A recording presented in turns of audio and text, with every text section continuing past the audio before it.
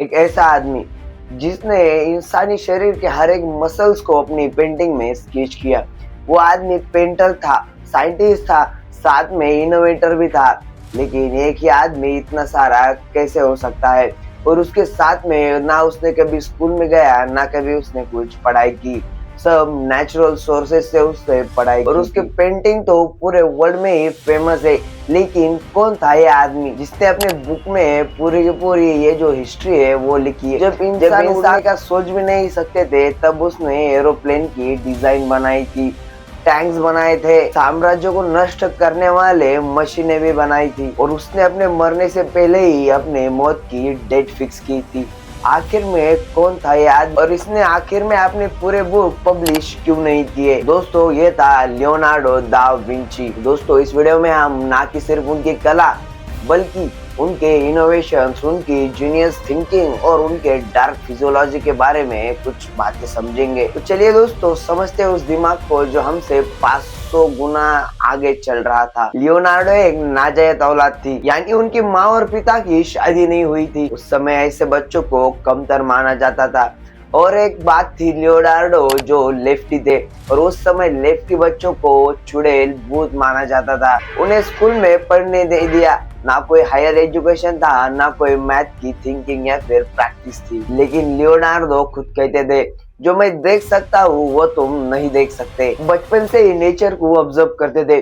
पंछी कैसे उड़ते हैं, इंसान कैसे चलते हैं, आवाजें कैसे आती है, पानी कैसे बहता है, इसकी उनको डीप से नॉलेज लेने की एक चाह थी। 14 साल की उम्र में उनको इटली के एक मशहूर कलाकार के पास काम मिला। वो वहाँ पे पेंट, स्कल्पचर और इंजीनियरिंग सब कुछ सीख रहे थे। एक दिन अपने गुरु के साथ वो पेंटिंग कर रहे थे। पेंटिंग में उन्होंने सिर्फ एक एंजल बनाई थी, लेकिन वो एंजल इतनी डिटेल थी कि उनके गुरु ने ही बोला, एक बच्चे से मैं आज हार गया, जो मैं अपनी पूरी जिंदगी में नहीं कर सका, इसने आज इस तस्वीर में सिर्फ एक एंजल बना के कर दिखाया। ये इतना टैलेंट लियोनार्डो में सिर्फ 17 साल की एज में था। अगर उनको कोई पेंटिंग ड्रॉ करनी है तो वो पहले मसल्स ड्रॉ करते और फिर उसके फिजियोलॉजी को पूरा समझते और फिर वो पेंटिंग को शुरुआत करते। लियोनार्डो ने 13,000 पेजों से भी ज्यादा बड़ी एक बुक लिखी थी, जिसमें उन्होंने machine, human body, aeroplane, extra war weapons,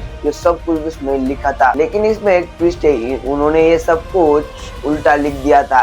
इसे सिर्फ आईने में ही पढ़ा जा सकता था। उनमें से 90% इनोवेशन वहाँ पे बनाना पॉसिबल ही नहीं था। अब बात करते हैं उस पेंटिंग की जिसने पूरी दुनिया को कंफ्यूज कर दिया है। अगर आपको ये पेंटिंग पहले से ही मालूम थी तो मुझे एक बार कमेंट में उसका नाम जरूर बताना। पेंटिंग है दोस्तों मोनालिसा। ये सिर्फ एक पेंटिंग नहीं है बल्कि एक रहस्य है। उनकी स्माइल फिक्स नहीं है, आप देखते हो तो कभी आपको खूबसूरती दिखती है, नहीं तो फिर कभी कभी दुख भरा चेहरा भी दिख जाता है।